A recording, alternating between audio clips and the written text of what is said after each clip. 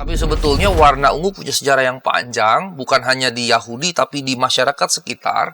Karena untuk mendapatkan warna ungu cuma ada dua. Ada satu jenis tumbuhan yang sangat langka, atau dari kerang tertentu yang kemudian diambil cairannya diracik sedemikian rupa, kemudian setelah dia misalnya dipanasi, dihangatkan atau dimasak begitu sampai muncul warna ungu tadi, dan kemudian dicelupkanlah kain, sehingga kain ungu itu pasti mahal.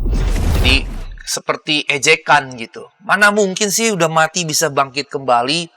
Hanya Yesus yang bisa seperti itu. Jadi ini seperti mau menyatakan kekuasaan Roma ini sebetulnya tidak permanen gitu. Ketika dia menarasikan Raja ke-8, sebagian penafsir justru menggambarkan ini kayak parodi semi ejekan bahwa tidak mungkin manusia bangkit kembali, karenanya ini pasti akan berakhir gitu.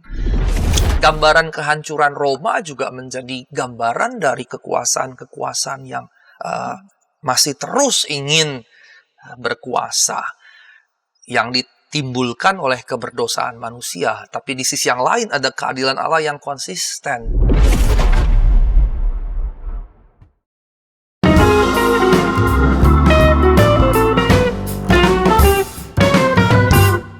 Sahabat YKB, Sobat Ngulik Alkitab, kita jumpa kembali dalam program Ngulik Alkitab. Kita hendak melanjutkan serial mengulik kitab Wahyu. Pada episode kali ini kita mengulik Wahyu pasal 17 ayat 1 sampai 18. Program Ngulik Alkitab ini diselenggarakan sebagai media, sebagai sarana bagi kita membaca Alkitab dan tentu saja menggali setiap pesan yang berharga dalam setiap teks yang kita ulik dan melihat relevansinya bagi kehidupan kita sehari-hari sebagai orang-orang yang beriman.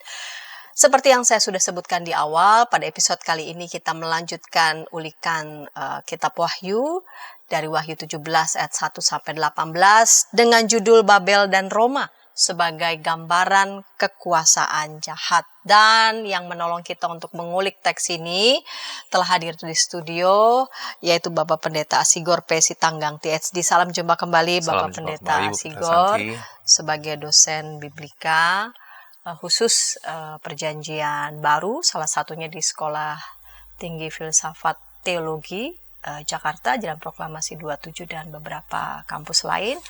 Menulis banyak artikel dan juga buku yang akan menolong kita juga untuk bisa membaca secara khusus ya kitab-kitab perjanjian baru dan menolong kita untuk mengulik setiap pesan yang berharga dalam setiap teks itu. Secara khusus yang akan menolong kita pada episode kali ini mengulik Wahyu 17 ayat 1 sampai 18. Kita akan mulai saja Pak Pendeta. Mari Bapak Pendeta dapat memimpin kita dalam doa. Baik, mari kita bersatu dalam doa. Ya Allah, terima kasih kami boleh berkumpul, bertemu kembali secara online dalam acara Ngulik Alkitab ini, dan kami akan membahas lebih jauh kitab Wahyu, khususnya pasal 17. Kiranya Engkau memberkati kami, sehingga kami dapat mengerti apa yang menjadi pesan melalui simbol-simbol yang begitu masif dalam kitab ini ya Tuhan. Tolonglah kami dan mampukanlah kami kemudian menerapkannya dalam segenap kehidupan kami. Demi nama Yesus kami berdoa dan mengucap syukur. Amin. Amin.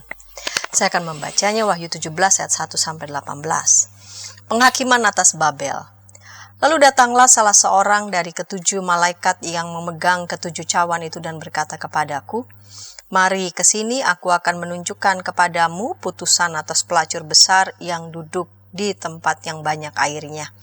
Dengan dia raja-raja di bumi telah berbuat cabul dan penghuni-penghuni bumi telah mabuk oleh anggur percabulannya.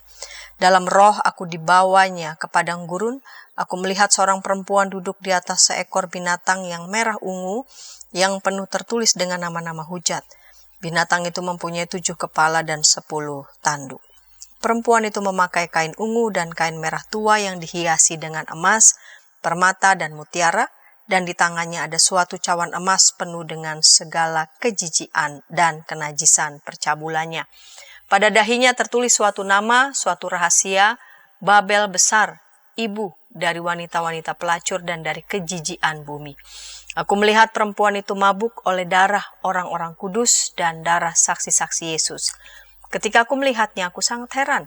Lalu kata malaikat itu kepadaku, "Mengapa engkau heran? Aku akan mengatakan kepadamu rahasia perempuan itu dan rahasia binatang yang memikulnya, binatang yang berkepala 7 dan bertanduk 10 itu. Adapun binatang yang telah kau lihat itu pernah ada, namun tidak ada lagi.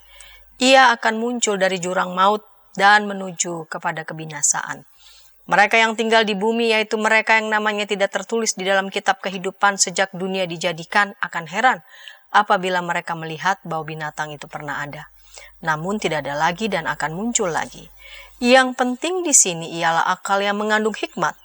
Ketujuh kepala itu adalah 7 gunung tempat perempuan itu duduk. Ketujuhnya adalah juga 7 raja. 5 diantaranya sudah jatuh, yang 1 ada dan yang lain belum datang. Dan jika ia datang, ia akan tinggal seketika saja. Binatang yang pernah ada dan yang sekarang tidak ada itu, ia sendiri adalah raja ke-8 termasuk 1 dari ke-7 itu, dan ia menuju kepada kebinasaan.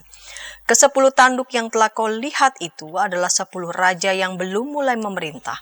Tetapi 1 jam lamanya mereka akan menerima kuasa sebagai raja bersama binatang itu.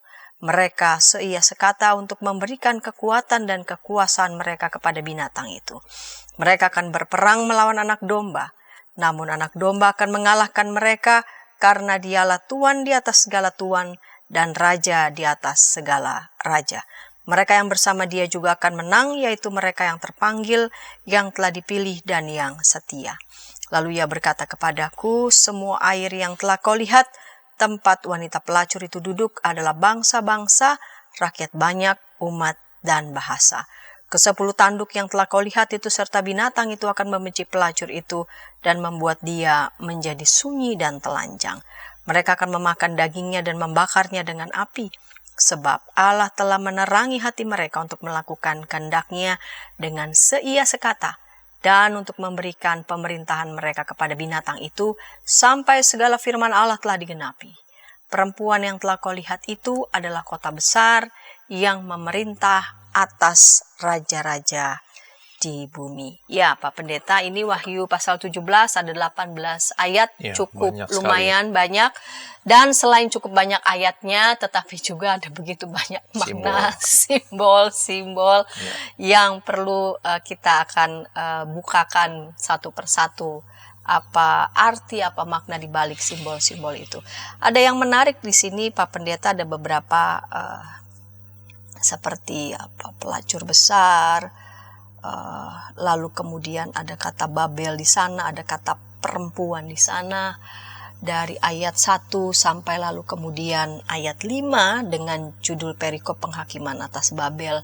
Pak Pendeta bisa akan memberikan gambaran tentang simbol-simbol ini. Baik, terima kasih Bu Pendeta Santi. Kita masuk di pasal 17, pasal-pasal sebelumnya kita bicara tentang penghakiman umum Allah, artinya untuk umum dan karenanya digambarkan dengan cawan murka. Tapi sekarang mulai masuk dari sejak 16 ayat 19 ada Babel besar begitu, kemudian ada juga digambarkan ayat 1 beralih ke pelacur di situ yang disebut sebagai ibu para pelacur begitu ya, atau pelacur besar begitu.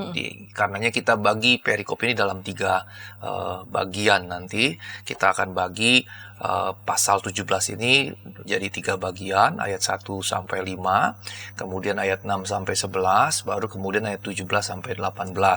Nah, karenanya penjelasannya akan dibagi dalam 3 bagian itu. Nah, kita mulai dulu dengan ibu para pelacur ini. Dan kalau kita lihat narasinya, malaikat datang meminta Yohanes begitu, dan kemudian seperti menunjukkan, mungkin ini sebuah penglihatan ilahi dalam model narasi yang ada, dan kemudian disebutkan ada penghakiman atas pelacur, dan kemudian malaikat membawa dalam roh. Dan ini mirip juga sebetulnya dengan kisah di bagian lain ketika malaikat membawa si penglihat ini, Yohanes, kepada pengantin wanita. Jadi dihadirkan pelacur, dihadirkan pengantin, jadi tesis dengan antitesis seperti itu. Dan dua-duanya dinarasikan sama dalam roh begitu. Jadi dengan kata lain, ini sesuatu yang simbolik begitu ya, karena dengan menambahkan dalam roh berarti ini simbolik begitu. Nah, di sini kemudian digambarkan pelacur ini ya bisa disebut sebagai pelacur kelas atas. Karena apa? Karena dia berzinahnya dengan para pemimpin begitu ya, para raja dan seterusnya. Tapi di sisi yang lain di ayat 6 di bagian keduanya dia mabuk dengan darah orang-orang kudus begitu. Dan ini menunjukkan bahwa ini sosok yang keji. Pada satu sisi dia bermain mata dengan para penguasa, pada sisi yang lain dia menikmati darah orang-orang kudus, orang-orang Kristen maksudnya begitu ya. Sehingga ini menunjukkan ada semacam perselingkuhan antara kekuasaan dengan kejahatan kan begitu ya. Dan ada gambaran juga makhluk-makhluk yang menyeramkan, yang sebetulnya imajiner seperti Cyclops gitu ya, yang bertanduk segala macam gitu. Dan kemudian digambarkan memakan manusia, dan Alkitab menyebut tadi kejijian, ada juga kekejian begitu ya, dan gambarannya luar biasa begitu. Bagi kita luar biasa sekali, tapi sebetulnya bagi audiens saat itu ya yang terbiasa dengan dongeng-dongeng Timur Tengah, Mediterania maupun juga Yunani Romawi dengan makhluk-makhluk ajaib gitu ya. Ada yang makhluknya baik tapi tetap ajaib gitu ya. Seperti kuda dengan bertubuh manusia, tapi ada juga makhluk-makhluk ajaib yang jahat begitu. Dan walaupun mereka belum punya tentunya seperti kita animasi, video, film, medsos yang secara visual bisa lebih baik, tapi mereka sudah punya gambaran lewat lukisan-lukisan, tapi juga terutama penceritaan verbal berupa narasi yang tentunya membangkitkan imajinasi begitu. Jadi bagi mereka lumrah gambaran ini, bagi kita yang sekarang yang agak asing. Nah, gambaran perempuan ini menarik. Mengapa? Karena baik dalam konteks PB, PL, bahkan masyarakat sekitar, baik Timur Tengah maupun Yunani Romawi, perempuan ini seringkali digunakan sebagai entah metafora, ilustrasi, dan seterusnya. Ada yang digambarkan positif, misalnya umat Israel ketika mereka setia kepada Allah, maka digambarkan sebagai pengantin perempuan. Dan itu yang diadopsi juga oleh Rasul Paulus menggambarkan gereja sebagai mempelai atau pengantin perempuan. Tapi ketika umat Israel tidak setia, beralih setia menyembah berhala-berhala, maka kemudian digambarkan sebagai seorang pezina gitu ya. Bahkan misalnya Hosea disuruh menikahi seorang pelacur, tindakan profetis yang menggambarkan itulah Israel yang tidak setia begitu. Nah, kemudian kalau di Wahyu sendiri dalam narasi kita digambarkan ada dua kota, Yerusalem dan Babel. Yerusalemnya pengantin perempuan. Pengantin kan harus suci, anggun, elegan begitu ya. Kemudian pelacur begitu. Jadi ini dikontraskan sedemikian. Nah, dalam contoh PL, pelacur bukan Israel, bukan Yehuda, bukan Yerusalem, tapi biasanya diatribusi kepada kekuasaan dunia yang jahat, kerajaan atau kekaisaran dunia yang jahat. Di PL itu misalnya Niniwe, Tirus begitu ya. Niniwe misalnya digambarkan menggoda bangsa-bangsa dengan pelacuran ilmu sihir. Tirus digambarkan sebagai pelacur dengan segala kerajaan di muka bumi di Yesaya 23:17. Tapi kemudian yang menarik adalah ayat berikutnya di Yesaya 23 itu ayat 18. Kekayaan mereka kemudian akan disimpan untuk orang benar. Tapi ini bahasa juga tidak boleh dipahami secara harfiah dan tidak boleh dipahami sebagai Alkitab, ayat Alkitab firman Allah yang berlaku universal gitu. Jadi kita klaim kekayaan orang fasik diberikan kepada orang benar. Itu keliru sama sekali, karena itu terkait dengan teks pada konteks itu dan tidak harfiah yang dimaksudkan. Nah, kemudian ada beberapa latar belakang lain, misalnya penindasan Isabel gitu terhadap nabi Allah, dan dia dikutuk karena karakteristik kehidupannya yang dianggap amoral begitu. Kemudian juga di Yesaya 47 Babel digambarkan sebagai ratu. Tapi di sisi yang lain secara harfiah memang Babel juga berada di sungai-sungai besar yang cukup banyak air begitu ya, sehingga gambaran tadi kan dia juga di Yesaya di Wahyu tadi ada gambaran tentang banyak air begitu ya.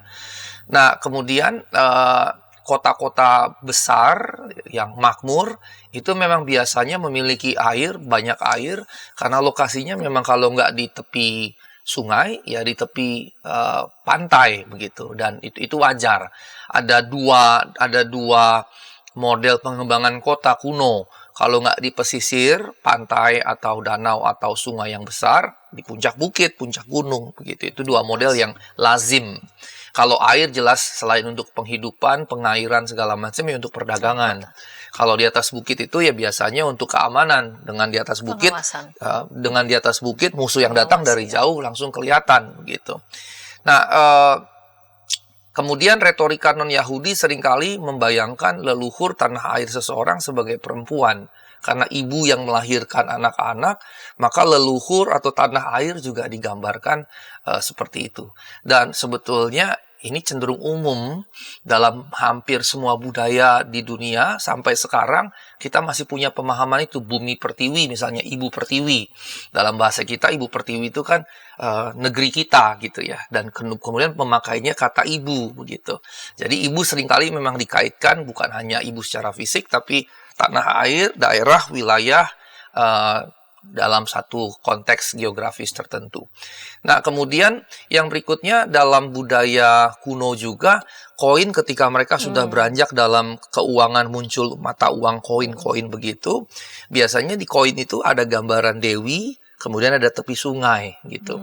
Itu menggambarkan ya pertama perlindungan, kedua kesuburan, yang berarti kemakmuran.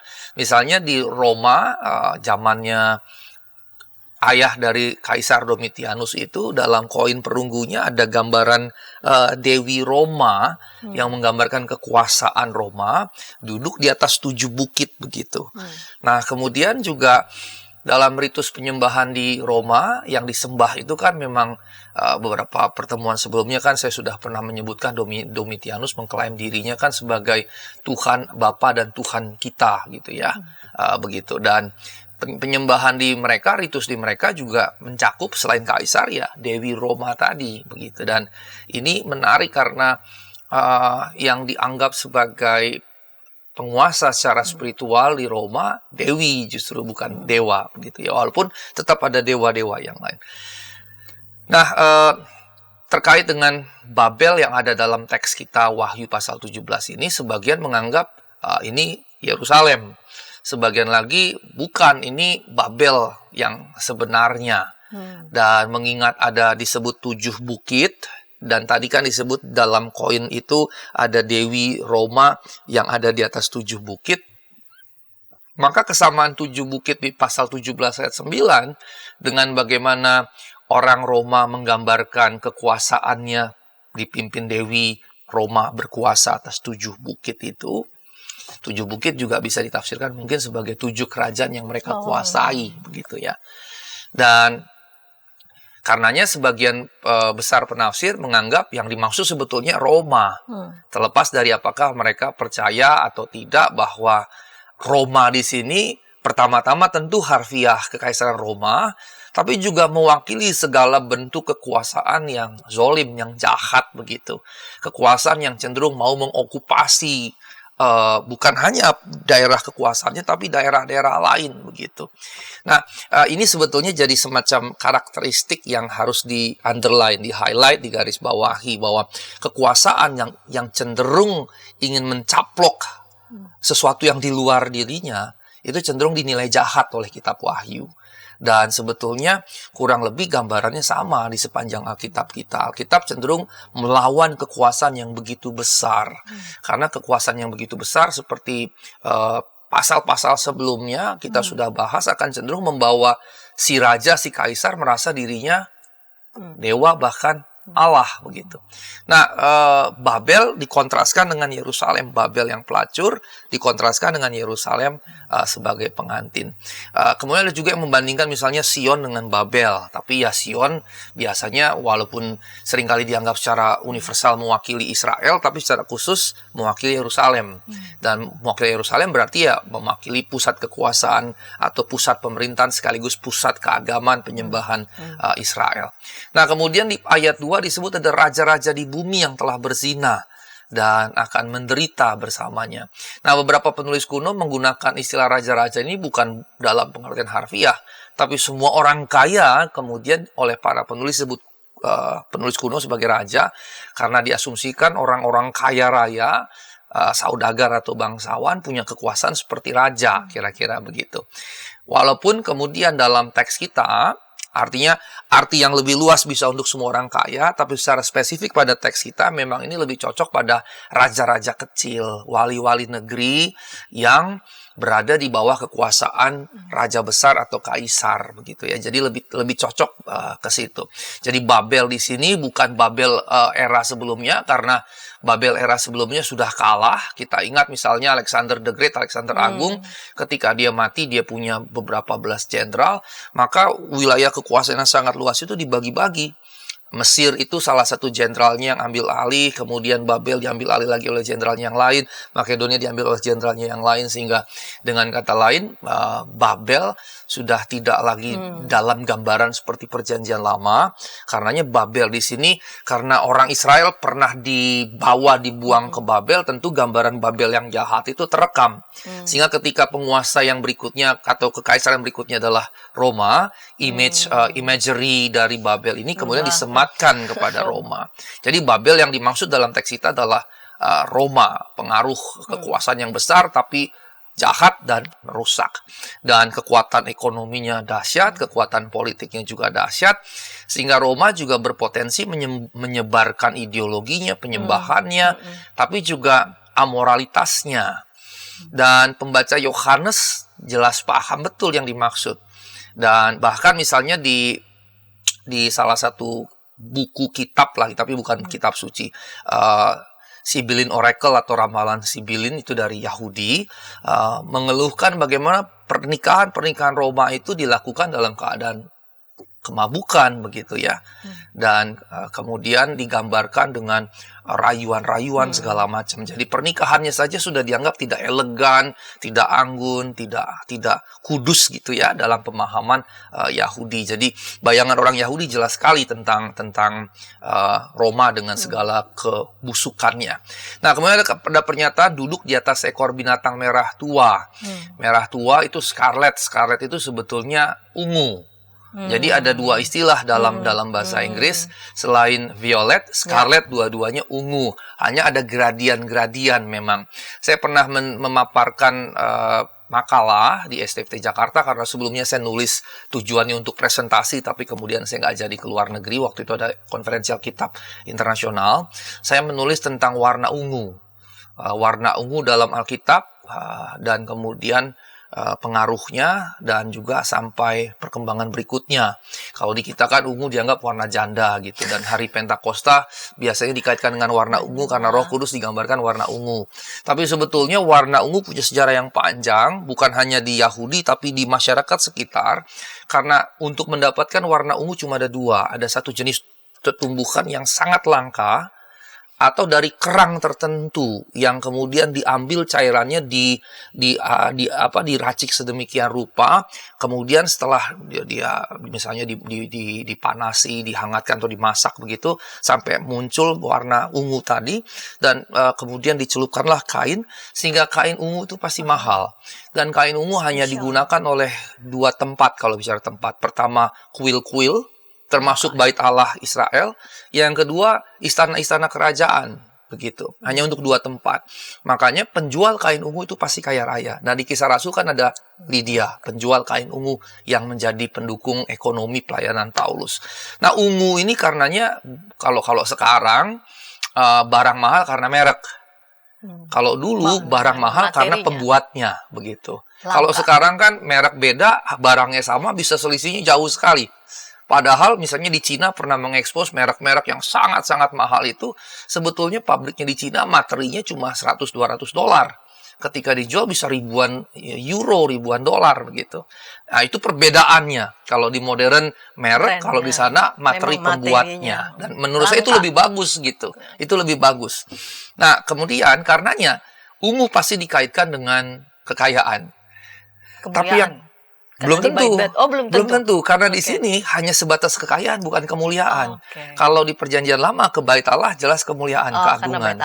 Di perjanjian baru kemudian ada dua, Yesus pun dikenakan kain ungu dalam salib Yesus. Roh Kudus juga dikasih gambar warna ungu. Jadi PB punya tambahan bobot nilai ungu kepada sengsara Kristus, Passio Christi, dan kepada Roh Kudus, karya Roh Kudus yang diam di antara kita. Kalau di PL, dia disematkan ke bait Allah, jadi selain kekayaan juga kekudusan itu. Tapi di sini, karena ini binatang yang di atasnya diduduki oleh si perempuan pelacur ini, maka ini menggambarkan kekayaan material yang justru jadi negatif, begitu. Gambaran di sini jadi negatif, dan ini menarik. Karena saya membahas makalah ini sepanjang PLPB, jadi ini salah satu semacam exception, pengecualian, exception begitu. Sementara gambaran-gambaran yang lainnya cenderung positif terkait warna ungu, agung, suci, kemudian terkait dengan ilahi, terkait dengan Kristus, dengan Roh Kudus. Khusus di sini malah dikaitkan dengan binatang yang dikendarai oleh perempuan pelacur tadi. Sehingga dengan kata lain, ini bicara tentang penguasa kaya raya, tapi kemudian zolim sekali, jahat sekali. Tapi kemudian yang menarik adalah bahwa ada gambaran misalnya Daniel 7:7, 20-24, kemudian yang memang sebetulnya wahyu banyak merujuk pada Daniel, angka 7-nya pun juga demikian, mengidentifikasi binatang dengan kerajaan jahat yang terakhir yang ditakdirkan dihancurkan oleh Allah sendiri. Nah, pakaian ungu merah tua ini menunjukkan kekayaannya, dan justru digambarkan tadi di ayat 4, emas, batu permata, mutiara, kemudian menggambarkan kekayaan-kekayaan yang dimiliki, tetapi dia tidak serta-merta kemudian mewakili kekayaan spiritual Allah, begitu, tetapi kekayaan duniawi yang kemudian malah disalahgunakan untuk menguasai baik kerajaan-kerajaan lain maupun kerajaan dirinya. Dan ini bicara tentang kerajaan dunia yang pondasinya memang betul-betul kekayaan materi, harta benda materi. Nah, kemudian digambarkan di dalam pasal 17 ayat 16 di situ ada gambaran tokoh yang tidak setia secara seksual gitu ya. Dan raja-raja ini kan berzinah dengan para pelacur yang menunjukkan mereka sosok-sosok yang tidak setia sama sekali begitu. Tidak setia. Dan kemudian di situ dijelaskan ada nama yang tertulis di dahinya, dan ini seperti juga dikontraskan dengan Wahyu 19 di mana di dahi orang percaya tertulis nama Yesus. Walaupun sekali lagi kita nggak boleh pahami secara harfiah dalam banyak khotbah akhir zaman, eskatologis, KKR itu dipahami secara harfiah. Dan itu keliru, itu bukan chip, bukan apapun. Sebab chip atau teknologi apapun sangat terikat pada zaman. Tahun 70, 80, katakanlah 90, chip masih wow gitu. Jangan-jangan benar. Tapi zaman sekarang chip udah ketinggalan zaman. Mengapa? Misalnya berbagai temuan Elon Musk dalam Neuralink-nya dia misalnya, itu sudah implan dalam desain beberapa universitas terkemuka di Eropa, bahkan nanobot sudah dalam pertimbangan mereka yang 2, 3, maksimal 5 dekade dari sekarang sudah bisa diinjeksi dalam tubuh. Artinya bahwa kalau kita menafsir itu sebagai bagian-bagian dari teknologi, maka setelah lewat sekian zaman, dia udah ketinggalan zaman. Karenanya tidak boleh kemudian dilekatkan pada oh ini chip, oh ini, karena nanti akan berkembang, akan ketinggalan zaman gitu. Nah, karenanya ini tidak dipahami secara harfiah, tapi lebih bicara apa? Ideologi sebetulnya.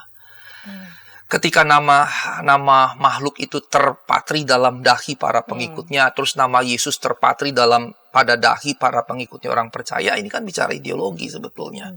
Apa yang menjadi ideologi dalam kepala kita begitu. Nah, karenanya ini yang mesti kita perhatikan. Jadi Yohanes dan para pembaca pasti tahu tradisi kuno bahwa Roma punya nama rahasia, dan ternyata Roma kalau dibaca terbalik jadi Amor.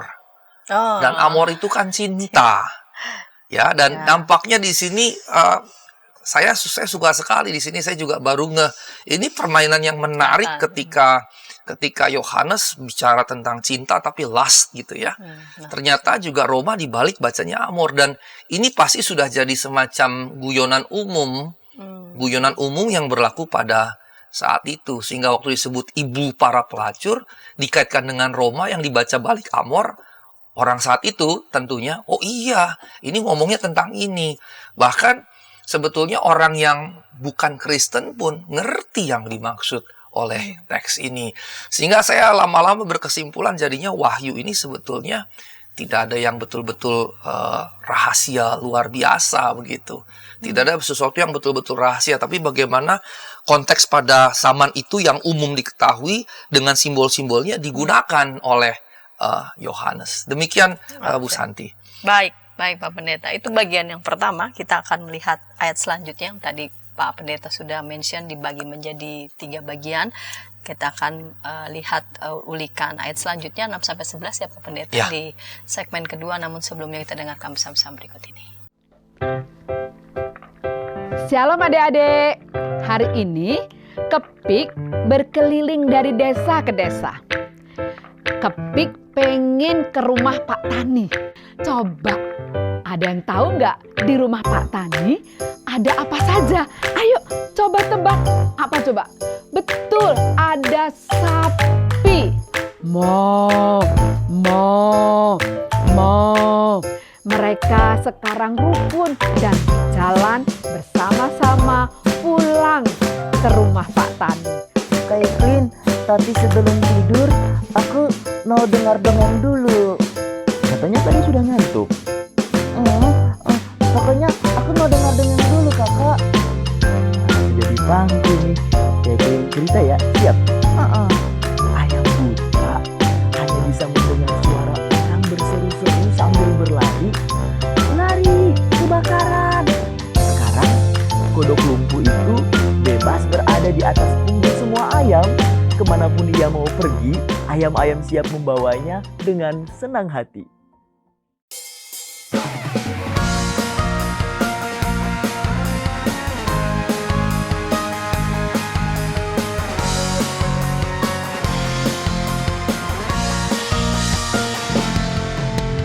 Hormat pada orang tua, menyayangi binatang, rajin ke sekolah minggu, selalu giat belajar, tidak membedakan orang, semua dijadikan sahabat, dipercaya oleh guru-guru di sekolah. Kiki dan Gigi, sahabat yang baik, gembira menolong siapapun, membela yang lemah, menegur yang salah. Kiki dan Gigi, sahabat yang asyik. Hai kiddos. Ku datang dan Inci, betul. Kodok lumpuh dan ayam buta. Kiddy time.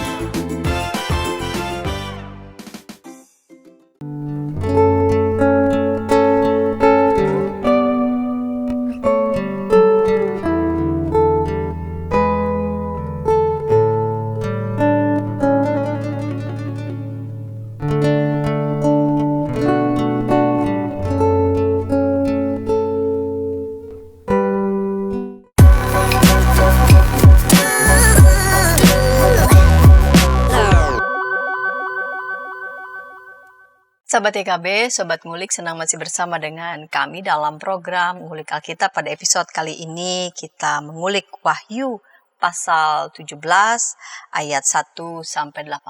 Kita memasuki segmen yang kedua. Baik Pak Pendeta, mari kita lanjut di ayat selanjutnya nih. Ayat 6 sampai ayat 11. Perempuan yang digambarkan pelacur besar, namun juga sekaligus dia menikmati nih darah orang-orang kudus, Baik. darah para martir. Ya. Baik, jadi setelah Roma membuat orang-orang lain mabuk dengan amoralitasnya, termasuk di sini si pelacur besar, ternyata dia juga, Roma ini atau pelacur besar ini mabuk dengan darah orang-orang kudus, dan seringkali pelacur dikaitkan dengan peminum. Makanya kalau lihat Perjanjian Baru, Injil kan, kok Tuhanmu, rabimu, gurumu minum bersama dengan para peminum dan bergaul dengan para pelacur, karena memang sering dikaitkan bersama-sama begitu ya. Namun mabuk dengan darah ini lebih keras. Mengapa? Karena di era sekitaran Yesus, sedikit sebelum Yesus sebetulnya, termasuk di zamannya Pontius Pilatus misalnya, ada orang-orang Yahudi yang kemudian ditangkap, kemudian darahnya dicampur dengan darah persembahan korban begitu. Sehingga gambaran mabuk dengan darah ini sebetulnya gambaran yang mengerikan bagi orang Yahudi yang bukan 1-2 kali, cukup sering punya pengalaman teraniaya sampai ya darah tertumpah sedemikian gitu. Jadi ini mengerikan dan belum pernah terjadi, justru sudah beberapa kali terjadi begitu ya. Di Ulangan 32 ayat 42 bicara tentang nubuat tentang hal ini. Yesaya juga bicara begitu, Yehezkiel juga bicara begitu. Nah, pada zaman Yohanes juga sudah banyak yang jadi martir, tetapi kita juga tahu misalnya Paulus begitu dipenggal kepalanya, darah tertumpah. Pak Petrus juga menurut legenda disalib terbalik begitu ya. Namun kalau misalnya kita melihat seperti di awal sebelumnya saya katakan ada 2 kemungkinan bahwa ini ditulis di zaman Kaisar Nero atau di zaman Kaisar Domitianus. Di Nero memang terlalu banyak persekusi, kalau di Domitianus tidak sebanyak di bawah Nero. Tapi kemudian setelah berikutnya juga banyak martir yang mati karena Kristus dengan cara-cara penyiksaan yang luar biasa mengerikan. Dan salah seorang mahasiswa kami berapa tahun yang lalu, 5-7 tahun yang lalu sebelum COVID, ada yang menulis skripsi tentang cara-cara penyiksaan orang-orang kekaisaran Romawi. Dan saya terkagum dengan bagaimana kreatifnya mereka menemukan cara-cara untuk menyiksa orang-orang gitu. Macam-macam. Ada yang ditusuk dari bawah seperti sate, ada yang kakinya ditarik ke kiri, tangannya ditarik ke kanan sampai putus. Ada macam-macam cara dan kreativitasnya luar biasa. Kreativitas yang tentunya jahat dan mengerikan. Nah, kemudian karenanya mereka tahu sekali apa yang digambarkan di situ. Dan kemudian ketika misalnya malaikat dalam perikop kita ini menjelaskan misteri tentang perempuan dan kemudian ada binatang, binatang ini juga kemudian diidentifikasikan dengan Roma. Ya, perempuan itu digambarkan duduk di atas 7 gunung. Nah, tadi kan kita sudah mendapatkan penjelasan bahwa dalam satu koin misalnya ada Dewi Romawi begitu ya. Dewi Romawi yang kemudian digambarkan ada duduk di atas 7 bukit yang menggambarkan Roma. Sehingga dengan kata lain ini menggambarkan Roma.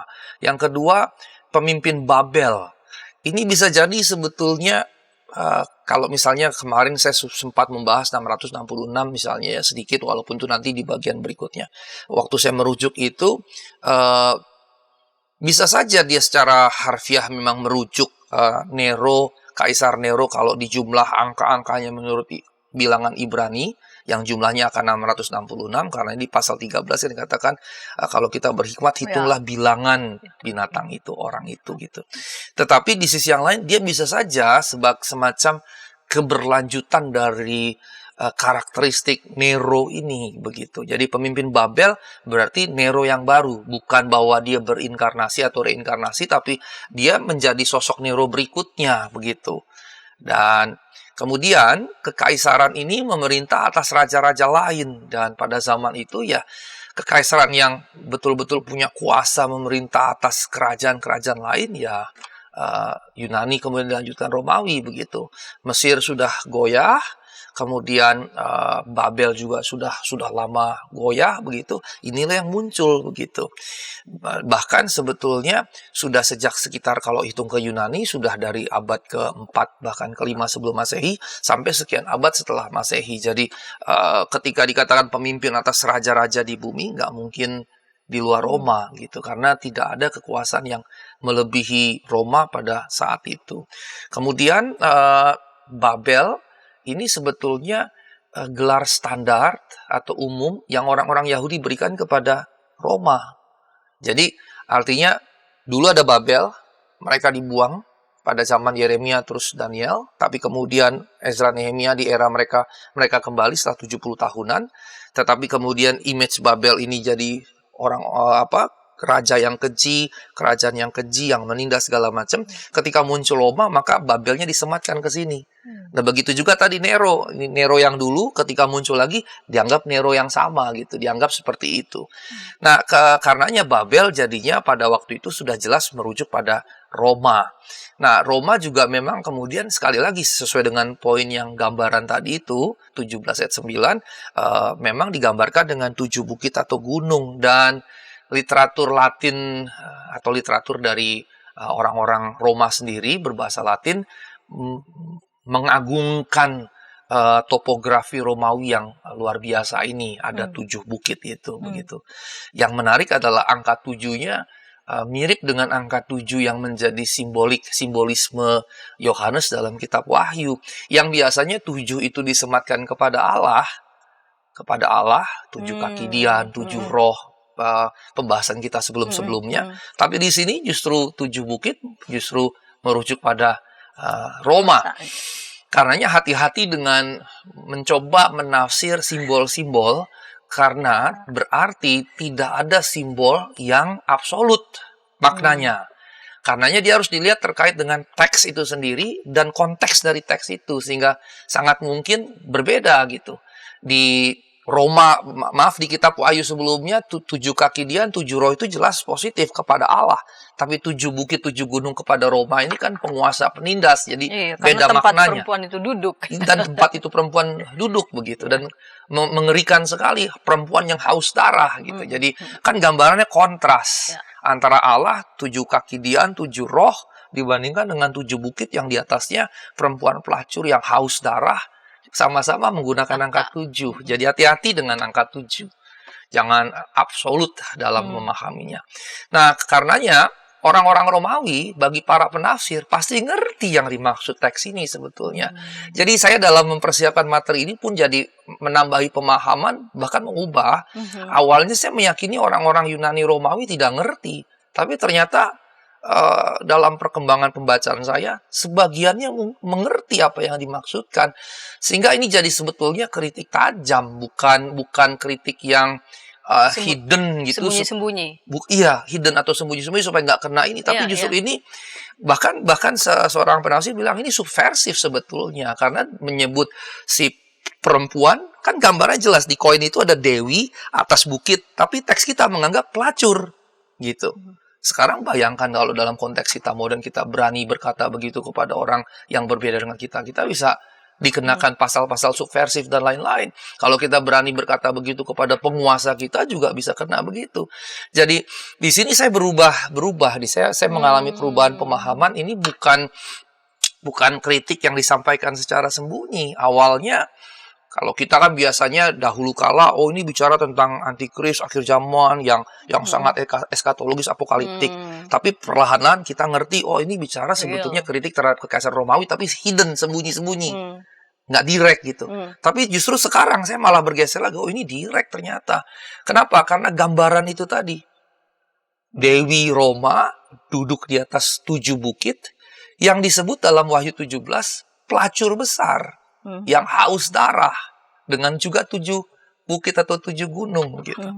Nah, kemudian ketika bergerak lebih jauh, selain melihat Roma, para penafsir juga memandang pelacur itu sebagai sistem dunia yang jahat. Yang karenanya apa? Tadi di awal saya sudah berikan semacam clue bahwa pertama-tama dia merujuk Roma secara harfiah, tapi kemudian dia bisa berlanjut. Dia pertama-tama merujuk Nero secara harfiah, tapi dia bisa juga kemudian berlanjut pada sosok-sosok yang karakteristiknya serupa dengan Nero, berlanjut pada kekuasaan-kekuasaan dunia yang karakteristiknya sama atau serupa dengan kekaisaran Romawi atau kekuasaan Roma. Nah, kemudian undangan untuk memahami tadi ada baiklah yang punya hikmat memahami, itu kan sama dengan 13 ayat 18 ketika bicara angka Nero tadi kan, yang 666 tadi. Nah, karenanya menarik perhatian antara kedua bagian tadi.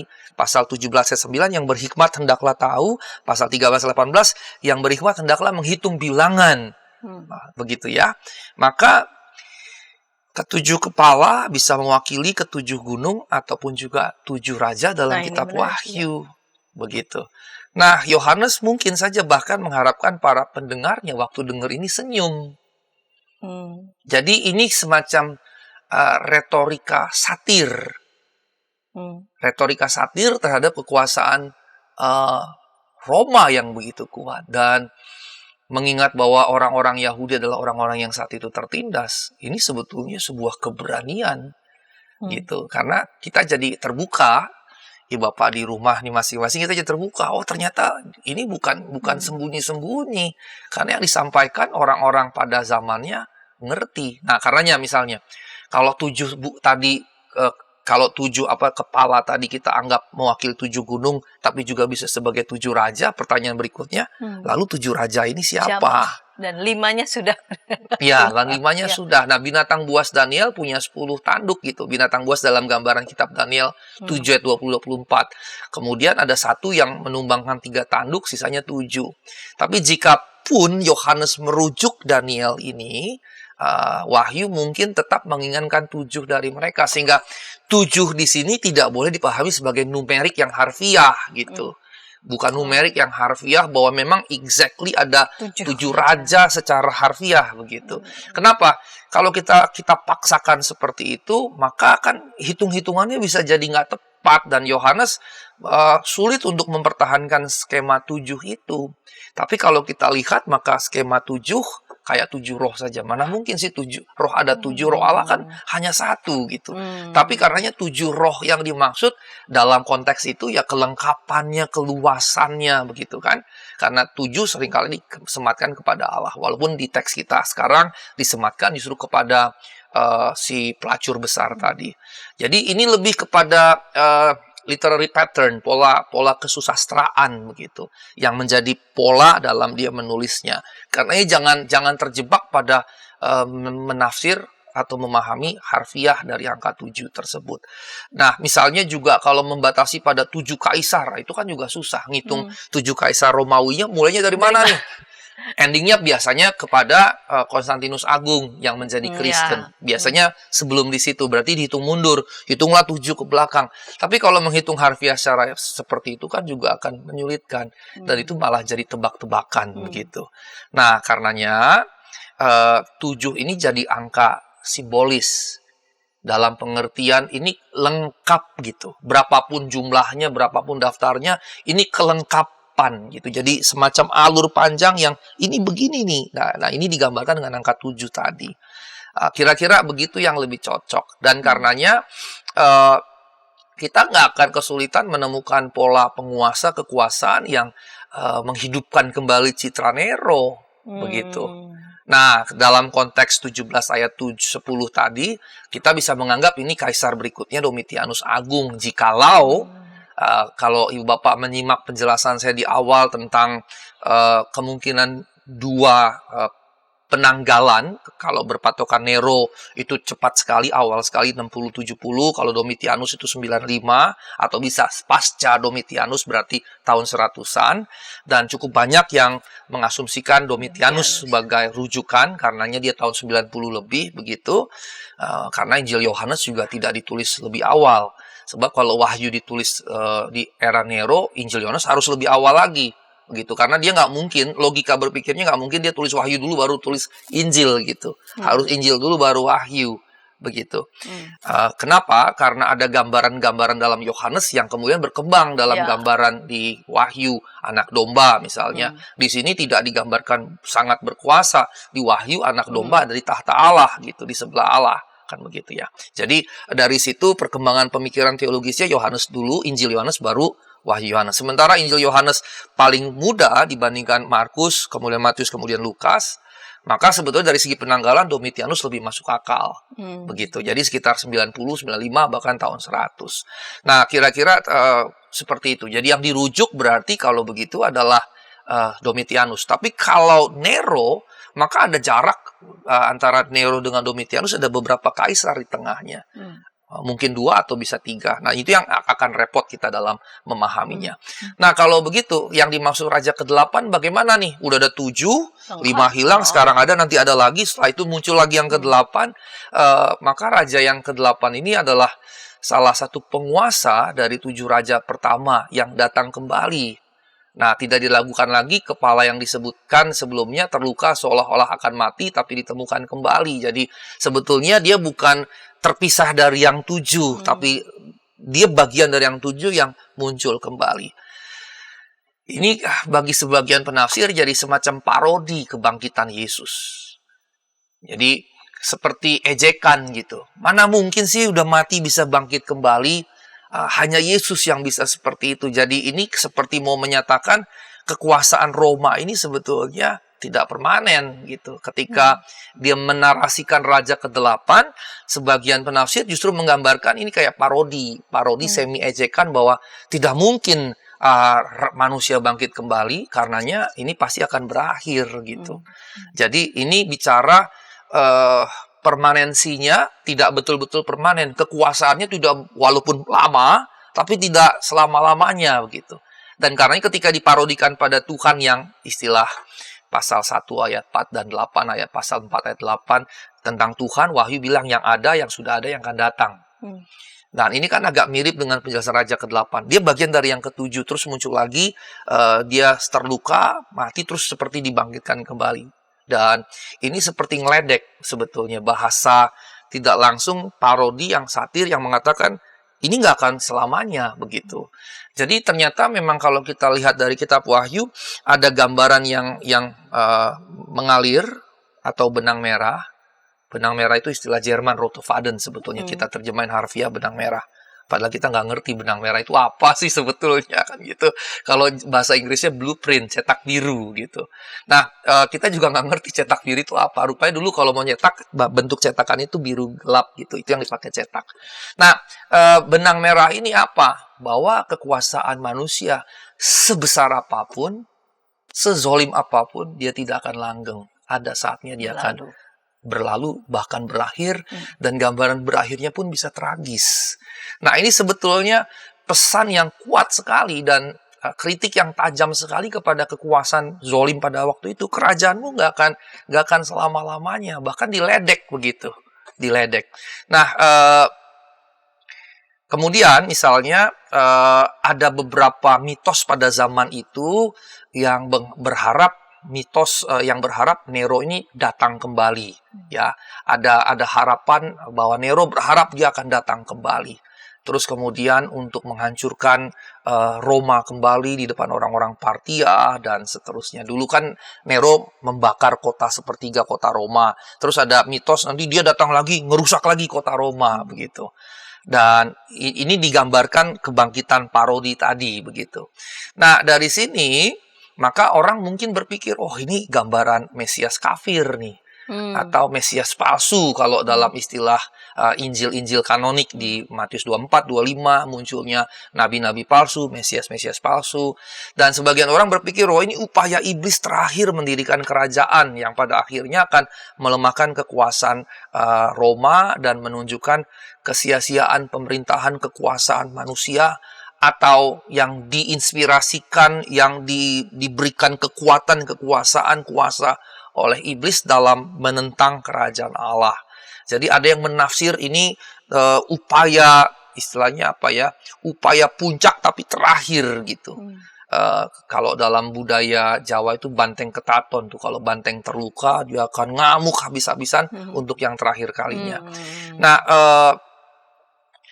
bagaimanapun pemikiran tentang kembalinya Nero, maka ini tidak akan kalah menakutkan bagi rezim Romawi yang telah menggantikannya daripada bagi orang-orang Kristen yang telah menderita di bawah pembersihan persekusi Nero sebelumnya. Jadi artinya kalaupun nanti muncul kembali ya sama saja gitu dan sama-sama mengerikan, tidak membuat lebih menakutkan atau kurang menakutkan karena gambarannya dianggap sama-sama menakutkan begitu. Jadi perspektif bayangan orang-orang Kristen mula-mula itu Nero dan siapapun nanti yang akan kembali dengan semangat spirit Nero ya sama-sama gitu, sama-sama gila, sama-sama menakutkan, sama-sama haus darah dan seterusnya. Nah, karenanya kemudian penjelasan berikutnya berkaitan dengan perikop bagian yang ketiga, 10 tanduk tadi yang kemudian dari 7 muncullah 10 tanduk, 10 raja yang sebetulnya dirujuk dari Daniel 7 ayat 7 20 dan 24. Nah, kita akan segera ke situ. Baik. Kita akan melanjutkan untuk ayat selanjutnya 10 tanduk ayat 12 sampai 18 di segmen ketiga, namun sebelumnya kita dengarkan pesan-pesan berikut ini. Shalom adik-adik. Hari ini Kepik berkeliling dari desa ke desa. Kepik pengen ke rumah Pak Tani. Coba, ada yang tahu nggak di rumah Pak Tani ada apa saja? Ayo coba tebak. Apa coba? Betul, ada sapi.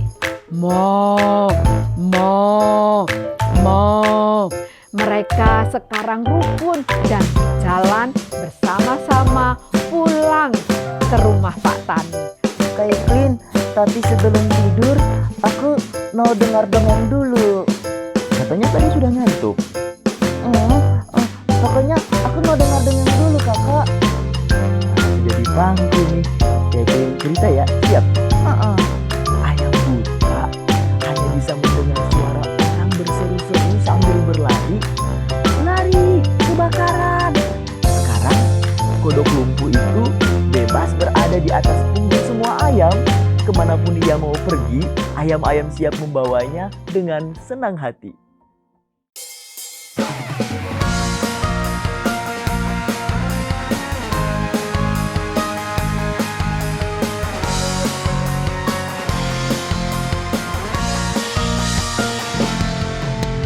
Hormat pada orang tua, menyayangi binatang, rajin ke sekolah minggu, selalu giat belajar, tidak membedakan orang, semua dijadikan sahabat, dipercaya oleh guru-guru di sekolah.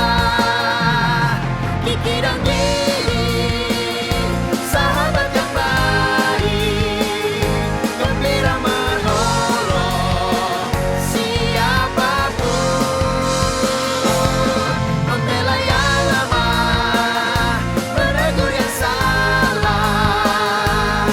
Kiki dan Didi, sahabat yang asyik. Hai kiddos. Ku datang dan Inci, betul. Kodok lumpuh dan ayam buta. Kiddy time.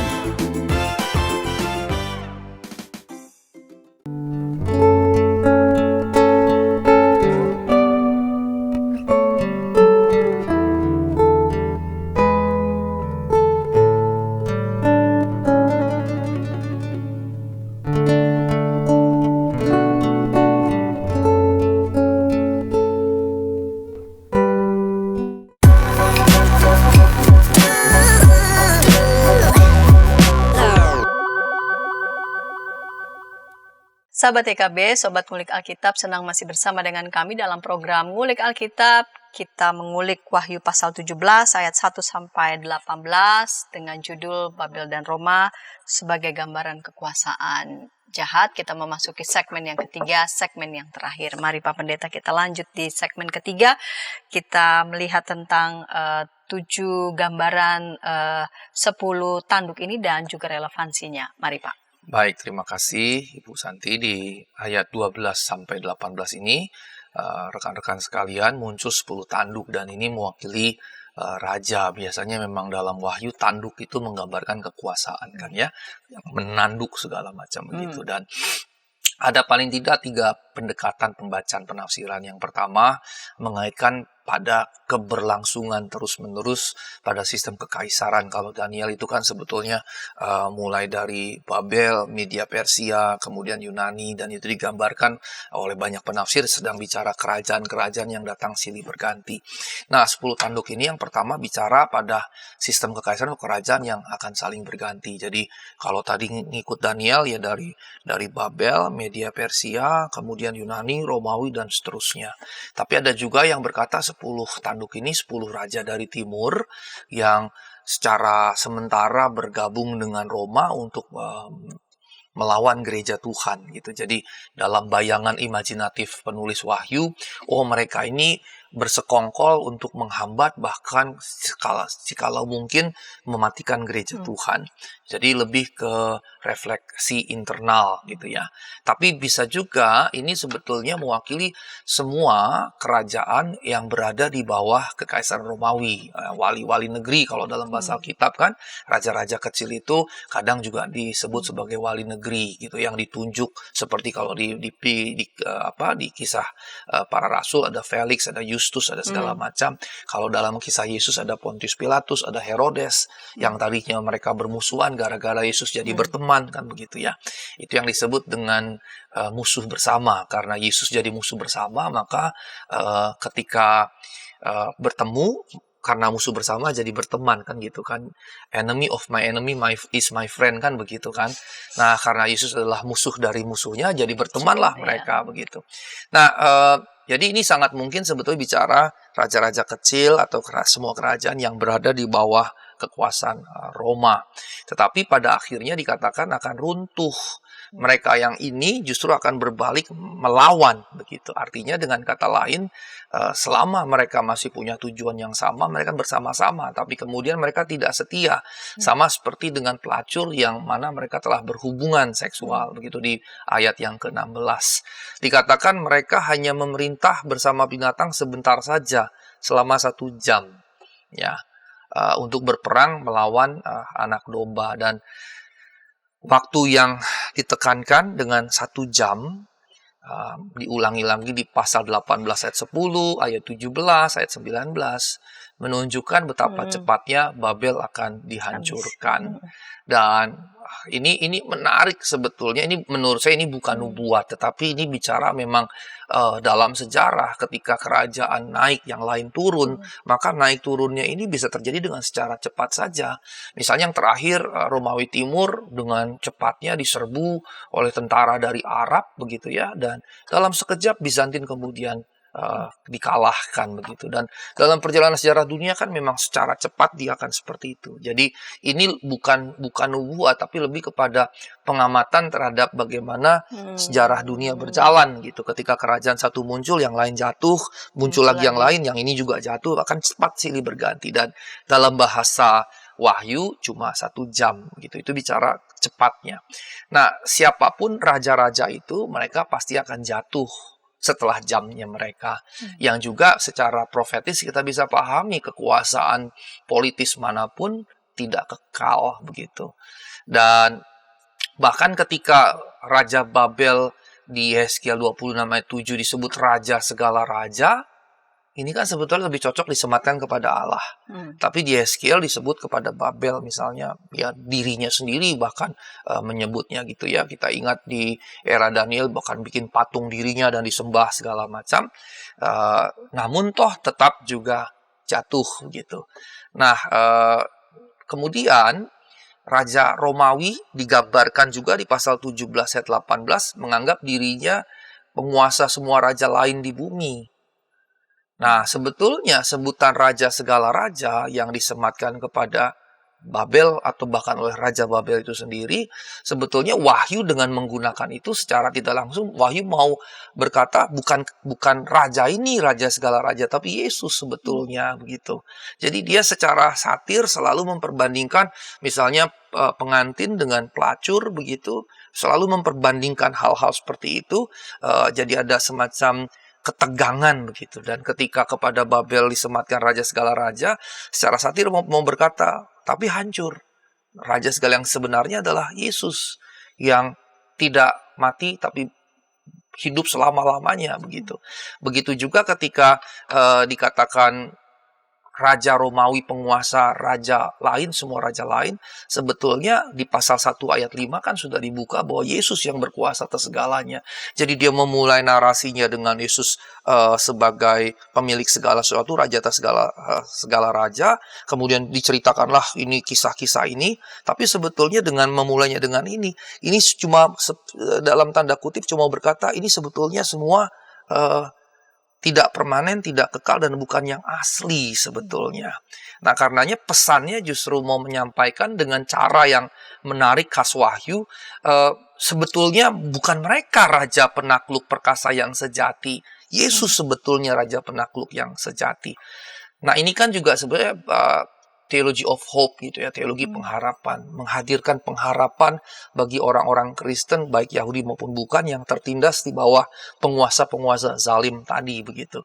Maka misalnya di pasal 17 ayat 14 ada gambaran tentang pasukan dari Yesus yang terpanggil, yang dipilih dan yang setia.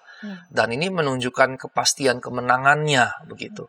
Kepastian kemenangan dari Kristus dengan pasukannya. Kemudian misalnya kalau kita melihat karakteristik dari pasukan Kristus tadi, maka kalau kita mundur sedikit dikontraskan dengan raja-raja duniawi pasal 17 ayat 16 yang tidak setia. Sementara para prajurit Kristus pasal 2 ayat 10 ayat 13 digambarkan setia sampai mati, sementara raja-raja duniawi pasal 17 ayat 16 tidak setia. Begitu, sama seperti pelacur itu yang tidak setia dan juga raja-raja yang juga melacurkan dirinya dengan pelacur itu yang tidak setia.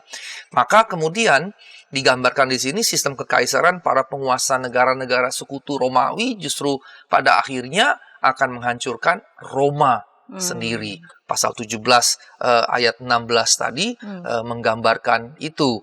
Di situ katakan ke-10 tanduk yang telah kau lihat, binatang itu akan membenci pelacur, mereka akan membuat dia menjadi sunyi telanjang, mereka akan memakan dagingnya dan membakarnya dengan api. Jadi kalau 10 tanduk itu raja-raja kecil, kerajaan-kerajaan di bawah Roma dan pelacur itu Roma, pada akhirnya mereka melawan Roma. Dan sebetulnya sekali lagi saya tidak melihat ini murni sebagai nubuat, tapi lebih sebagai sebuah pengamatan yang tajam. Karena memang itulah politik gitu. Tidak ada teman abadi, tidak ada musuh abadi. Yang ada adalah kepentingan abadi, kan begitu. Dan ternyata walaupun istilah ini muncul di era modern kita, tapi praksisnya kan dari masa ke masa memang begitu. Nggak akan ada teman abadi atau musuh abadi. Julius Caesar punya Brutus yang menikamnya. Yesus punya Yudas Iskariot yang juga menjualnya. Kan tidak ada teman abadi, tapi yang ada kepentingan abadi, kan begitu. Sehingga dari sini menjadi menarik bahwa para pengikut Kristus, prajurit-prajurit Kristus digambarkan setia sampai mati, tekun sampai mati, sementara ini tidak setia begitu. Sekali lagi saya katakan bahwa ini bukan nubuat, tapi menurut saya pengamatan yang jeli atas perjalanan sejarah pada waktu itu yang juga menunjukkan bagi saya pribadi sebagai penafsir, Yohanes itu menurut saya well informed gitu. Dia ngerti sekali keadaan politik pada zaman itu, bahkan mungkin zaman-zaman sebelumnya. Dan ini kan kayak bird view. Dia melihat dari kejauhan ada raja-raja, ada kerajaan-kerajaan. Dalam perjalanan sejarah dia lihat dari bird view begitu, dan dia lihat itu begitu. Nah, ini pengamatan yang menurut saya jeli dan cerdas begitu, dan menunjukkan dia punya pemahaman yang sangat baik, well informed dan well educated dalam konteks ini begitu ya. Nah, bahkan kemudian ia mengembangkan gambaran yang lebih jauh. Kesetiaan dunia dijelaskan di sini kepentingan pribadi, karenanya sifatnya sementara, karena kepentingan tadi. Dan gambaran ini dibikin lebih jelas, pasal 18 ayat 17 membinasakan. Wah, ngeri sekali. 7 tanduk itu membinasakan si pelacur itu, bahkan memakan dagingnya. Ayat 8 di pasal 19 ayat 18, dia akan dibakar. Nah, penelanjangan pelacur dapat menyinggung cara seseorang dapat mempermalukan dirinya sendiri setelah minum terlalu banyak. Jadi kalau kita mabok gitu ya, terus bergaul dengan pelacur, kan kita akan mempermalukan bukan hanya pelacur itu, diri kita sendiri gitu. Jadi ini menunjukkan bagaimana bukan hanya si pelacur yang dipermalukan, tapi 10 kerajaan tadi gitu. Dan ini jelas sekali menggambarkan kekuasaan, kekaisaran yang mana semangat atau ruh di dalamnya jahat begitu. Nah, menelanjangi juga praktek standar sebelum seseorang dieksekusi, dicambuk. Makanya waktu Yesus ditangkap, mau disalibkan, dia ditelanjangi, jubahnya diambil segala macam gitu ya. Dan ini sebetulnya waktu si pelacur ini ditelanjangi segala macam, ini bicara hukuman kuno. hukuman kuno yang standar untuk ketidaksetiaan. Pada zaman itu kan hubungan seksual betul-betul harus suami dengan istri begitu. Kalau terutama kepada perempuan ya, kalau perempuannya tidak setia ya dia bisa dihukum mati. Dalam perjanjian lama bisa dirajam mati begitu.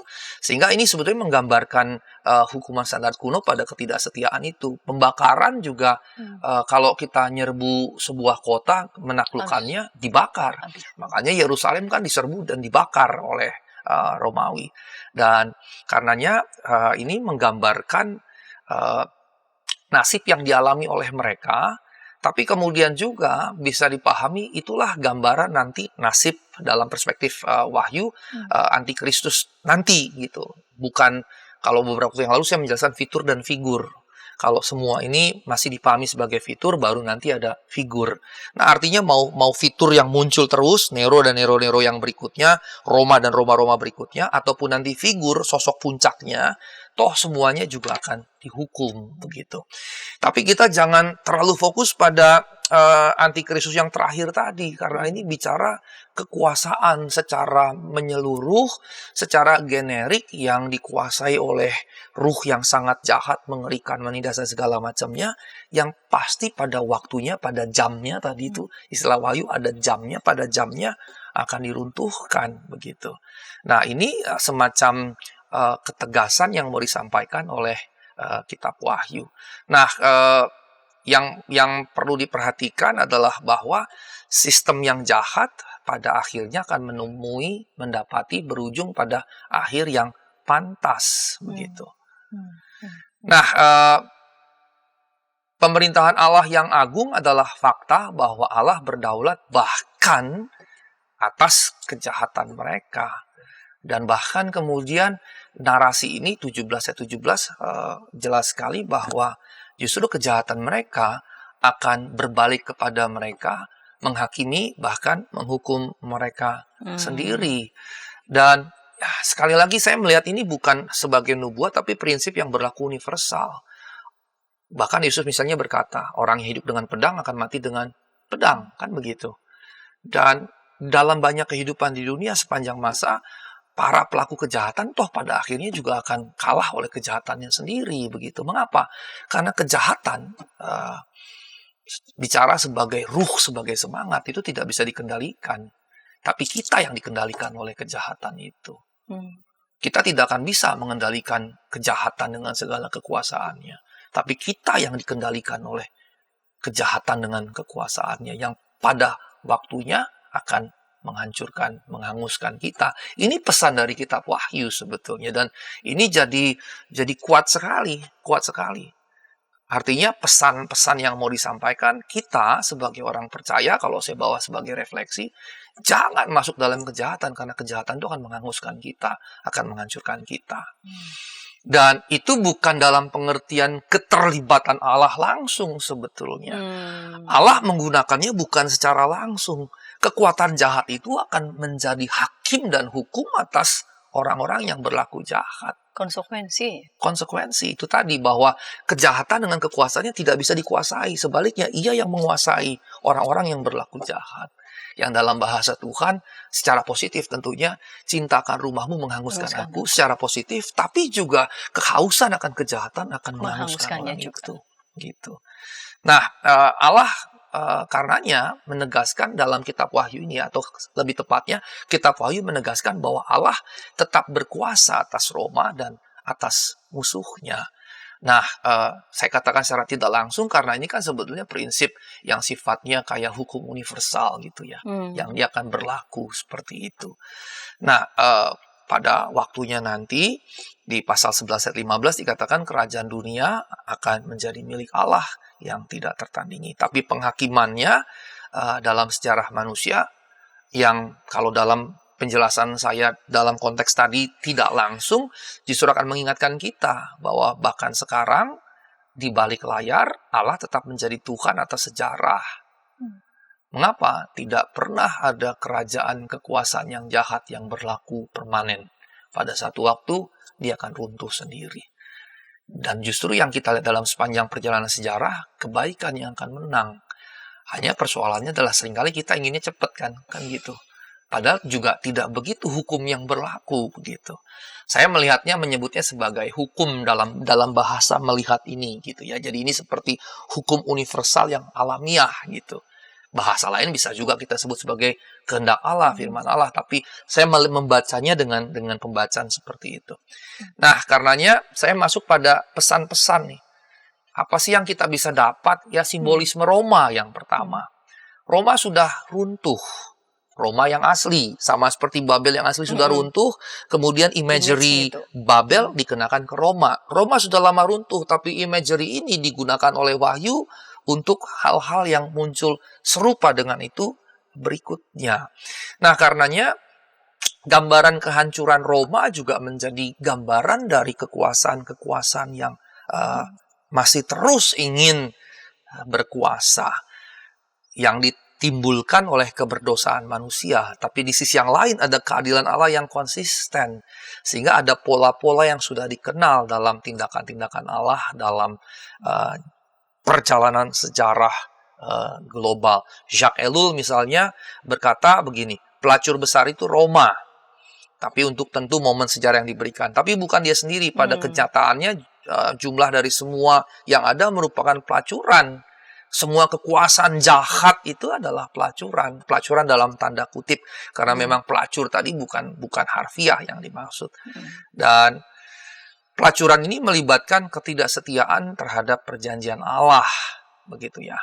Dengan sumber-sumber setan, tapi tidak dalam pengertian sosok gitu. Tapi lebih kepada karakteristik, sifat atau jiwa atau semangat-semangatnya. Karenanya di sini saya menyebutnya semangat Babel, semangat Roma. Dan Yohanes menyebut Roma sebagai Babel baru. Ini semangat. Dan kekuasaan yang jahat dalam bahasa Wahyu memiliki semangat Babel tadi. Atau dalam bahasa yang lebih baru, semangat Roma tadi. Nah, ini yang tidak boleh kita miliki. Nah, rekan-rekan sekalian, kemudian kalau kita lihat Wahyu 17 kemudian 18, sebetulnya karenanya kita bisa simpulkan bukan hanya Roma yang kemudian dilabeli kekaisaran yang jahat, tetapi segala bentuk kekuasaan yang melampaui kekuasaan yang seharusnya, yang kemudian menjadi pelaku-pelaku, pendorong-pendorong, bahkan menjadi pusat dari amoralitas tadi begitu. Jadi dia bukan hanya bicara Roma, tapi bicara ke depan juga segala bentuk kejahatan tersebut. Nah, karenanya kita harus hati-hati untuk mengaitkannya dengan kelompok tertentu karena kita bisa salah juga. Misalnya di awal-awal kemunculan Protestan kan kita Protestan menganggap itu Katolik Roma misalnya. Dan kita bersalah secara historis dalam konteks itu kan ya. Dan kita bersyukur sekarang kita tidak lagi mengatakan begitu. Dan relasi gereja-gereja Protestan dan Katolik Roma menjadi begitu erat. Bahkan banyak orang Protestan yang cukup mengagungkan figur Paus misalnya begitu ya. Nah, karenanya dengan adanya gerakan ekumenis begitu ya. Karenanya kita tidak lagi melakukan itu, bukan hanya gereja-gereja Kristen Protestan terhadap Katolik Roma, tapi juga antar gereja Protestan lain tidak boleh lagi tuh klaim-klaim bahwa ini gereja nggak benar, ini gereja sesat. Terus pada dirinya ini gereja saya yang paling benar dan seterusnya, yang kayak begitu harus kita hindari. Nah, yang kedua, Yohanes punya persoalan dengan bahasa-bahasa yang disampaikan, bukan dengan Yohanes sendiri, tapi dengan kita. Mengapa? Karena penggambaran tentang Babel dan pelacur Yerusalem baru sebagai pengantin perempuan bagi sebagian penafsir modern ini seksis gitu. Ini seksis. Ya, dalam perspektif kita orang modern, ya ini seksis memang. Tapi persoalannya adalah pada zaman itu mereka tidak menilai ini secara seksis. Memang demikianlah digambarkan pada zaman itu.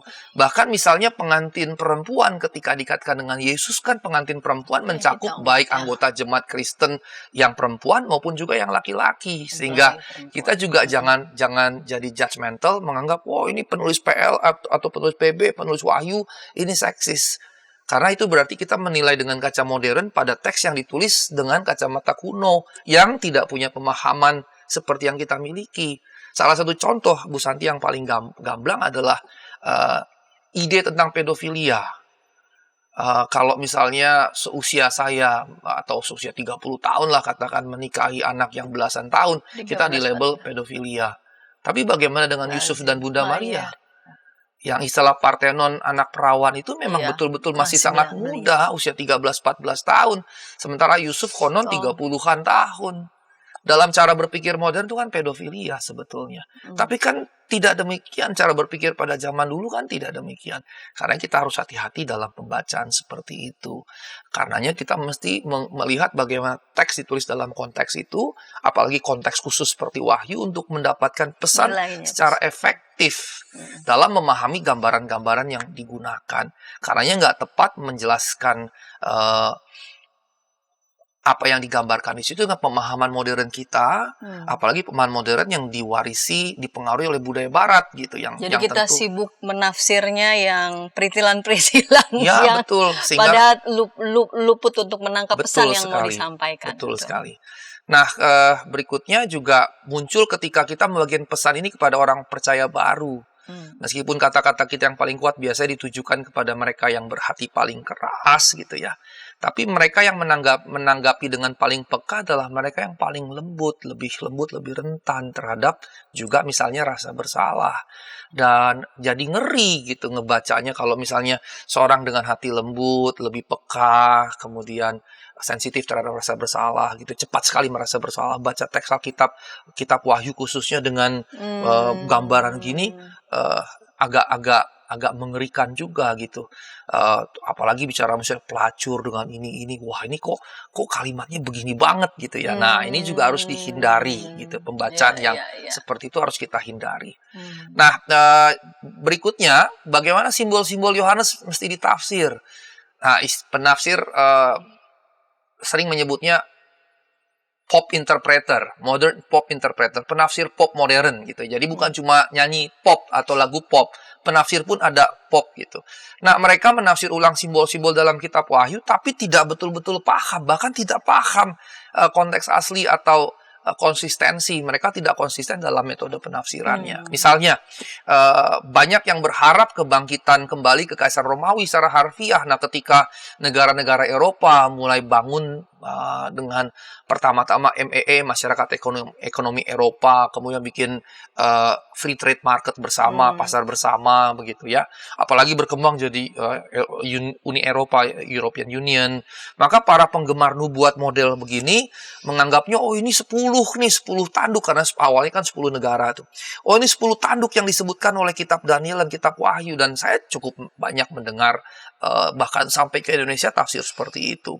Nah, di awal-awalnya 60 tahun 70 pasar bersama memang 10 negara anggota.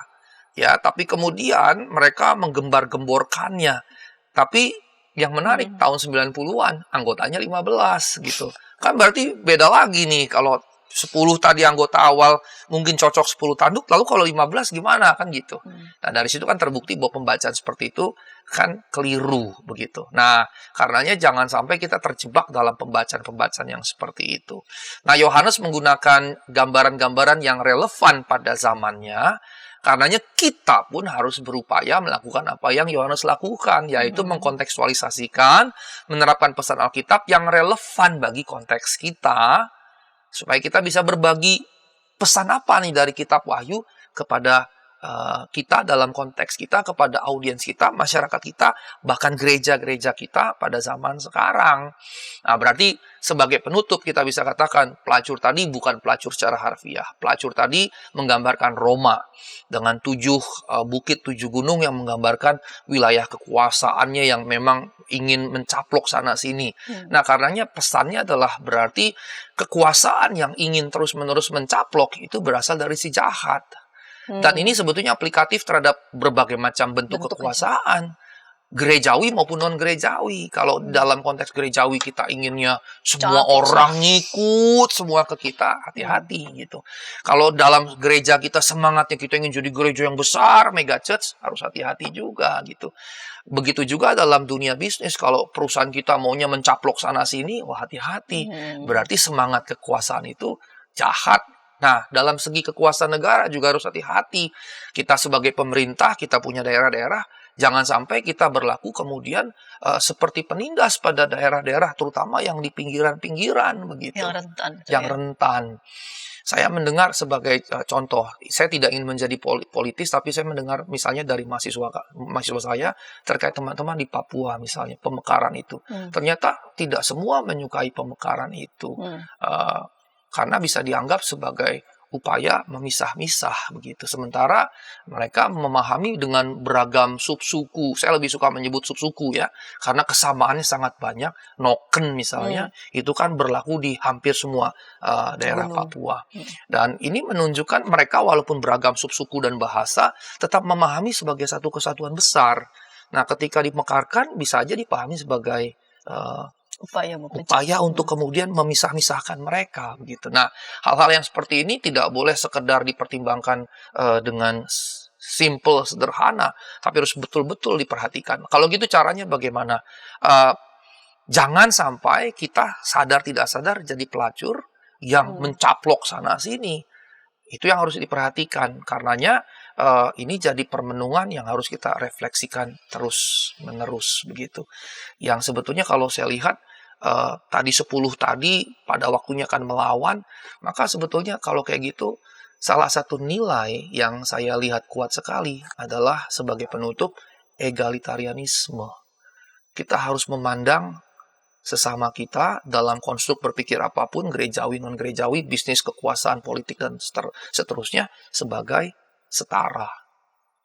Karena dengan memahami setara, di situ tidak ada lagi pencaplokan, penguasaan, segala macam tadi. Dengan memahami setara, kita tidak akan menindas orang-orang, tapi memperlakukannya sama seperti memperlakukan diri kita sendiri. Demikian, Bu Santi. Iya, Babel dan Roma sebagai gambaran kekuasaan yang jahat, kita bisa melihat itu pun dalam bentuk-bentuk kekinian ya, modern, baik yang dalam kostum gerejawi ataupun non gerejawi. Semua bentuk upaya kekuasaan yang ingin mencaplok, lalu kemudian haus untuk menghisap darah orang-orang yang ada di sekitarnya, terlebih lagi yang rentan, itu berasal dari kekuasaan si jahat. Dan semua bentuk kekuasaan dari si jahat, betapapun kuatnya dan nampaknya hebatnya, itu akan ada waktunya untuk betul sekali, dan berakhir, karena Allah lah yang tampil absolut di balik panggung sejarah dunia ini. Baik Pak Pendeta, terima kasih untuk kesediaan mengulik Wahyu pasal 17 ayat 1 sampai 18 yang luas dan detail ini, dan menolong kita, dan ketika tayangan ini boleh memberkati sahabat-sahabat dapat memberikannya kepada sebanyak mungkin orang, dan dapat menekan tombol like maupun subscribe sehingga boleh mendapatkan update dari tayangan YKB TV. Kita akan mengakhiri episode kali ini dalam doa. Mari Pak Pendeta memimpin kita dalam doa. Baik, mari kita bersatu dalam doa. Ya Allah, setelah percakapan yang cukup panjang mengulik Alkitab, khususnya bagian ini pasal 17 ayat 1 sampai 18, kami menemukan betapa kekuasaan jahat itu menggoda, seperti pelacur yang menggoda. Dan kalau kami tidak mampu mengalahkannya, kami akan dikuasai oleh kekuasaan jahat tadi, dan kami akan kemudian ditaklukkan, bahkan dihanguskannya. Karenanya, dalam konteks kami masing-masing, baik skala mikro maupun makro, tolonglah kami agar kiranya cinta ilahi yang menguasai, bahkan menghanguskan kami, seperti Yesus. Dan bukan kekuasaan yang jahat yang menguasai dan menghanguskan kami. Demi Yesus Kristus Tuhan kami berdoa dan memohon. Amin. Amin.